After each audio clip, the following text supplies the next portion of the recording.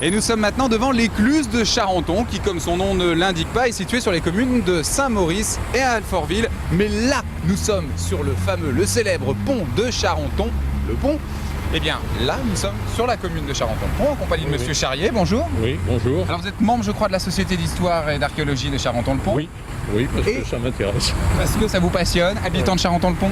Je suis natif de Charenton et après une carrière à l'extérieur, je suis venu reprendre ma retraite à Charenton. Et vous m'avez dit tout à l'heure que, justement, en revenant après une carrière aux quatre coins du monde, Oui. vous n'avez pas reconnu votre ville.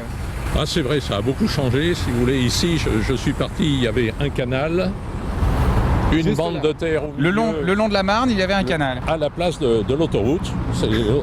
C'est le canal qui a été gonflé. Donc là, on voyait les péniches. Et puis là, il y avait bien sûr la Marne, avec ce petit barrage de régulation. On va reparler de ce fameux pont. La première fois qu'on entend parler du pont de Charenton, il s'appelle évidemment pas comme ça, c'est Jules César qui en parle. C'est Jules César. Alors, si vous voulez, manifestement, le lieu a toujours été un lieu de passage à hauteur de la Marne. Donc, ça se perd dans la nuit des temps. On dit aujourd'hui c'est le 19e pont, parce qu'à l'époque de la guerre des Gaules, manifestement, le fleuve était parsemé d'îles, donc il y avait des petits schémas de franchissement d'île en île, et le premier pont a vraiment vu, le vraiment pont au sens où on l'entend aujourd'hui, a vu le jour dans les années 560. 560. Et aujourd'hui, quand on compte le nombre de ponts en pierre solides, on doit en être au 19e pont. Waouh! Alors, pourquoi effectivement c'était ici le lieu? Est-ce que c'est le lieu où l'on traversait avant l'entrée de Paris? Est-ce que c'est tout simplement parce que plus loin, dès qu'on arrive au moment où les deux rivières se rejoignent, c'est beaucoup plus large? C'est beaucoup plus large, si vous voulez. Charenton était coincé, si vous voulez, entre le fleuve d'un côté, qui était la Marne plus la Seine, et de l'autre côté, une pente douce qui est surplombée par le bois de Vincennes. Donc il y a deux limites naturelles. D'un côté, la forêt dans l'ancien temps, le bois de Vincennes aujourd'hui, et de l'autre côté, le fleuve. Alors, dans l'histoire de ces ponts, est-ce qu'à une époque, il y en a eu un de beau ou... Parce que là, c'est raté, là. Aujourd'hui, c'est pas le plus beau. Oui, il y a eu de très beaux ponts en pierre. Il y a eu de très beaux ponts en pierre les uns après les autres, qui chaque fois ont été modifiés pour s'adapter à la circulation. Le premier était bien sûr étroit.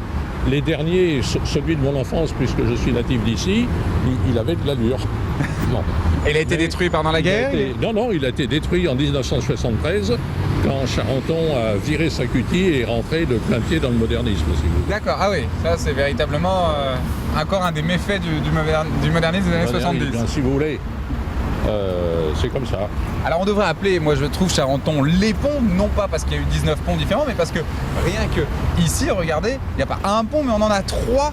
Oui. Quel est le rôle de chacun de ces ponts? Alors là, vous êtes sur l'emplacement du pont de Charenton traditionnel, c'est-à-dire la voie qui permettait aux régions de l'Est de rentrer vers l'agglomération de Paris. Charenton n'est au fond que la porte de Paris quand on arrive par là. Ensuite, les deux ponts plus récents. C'est les ponts plus récents. Alors, le pont le plus historique après est celui de la voie ferrée qui a été conçu quand il y a eu la gare de Lyon et qu'il y a eu la Grande Ligne. Celui que vous voyez devant, cette gravure métallique, c'est la prolongation de la ligne 8 du métro, qui était une ligne qui s'appelait Charenton-Ballard et qui aujourd'hui est Créteil-Ballard. Et pour aller de Charenton à Créteil, les travaux en souterrain étaient tellement risqués et tellement chers qu'ils ont choisi de faire un parcours à l'extérieur. Donc le métro, à hauteur de la mairie, sort de voilà terre, le métro. Hop, oh, regardez, sort de terre et rentre sous terre à l'entrée de Maison Alfort. Très bien. Eh bien, merci de nous avoir fait partager votre passion pour votre ville. Et on va se quitter comme on a commencé, avec en arrière-plan cette charmante écluse de Charenton. Si vous voulez, il y a deux petites anecdotes. Malheureusement, on va plus avoir le temps. C'est la tant pis.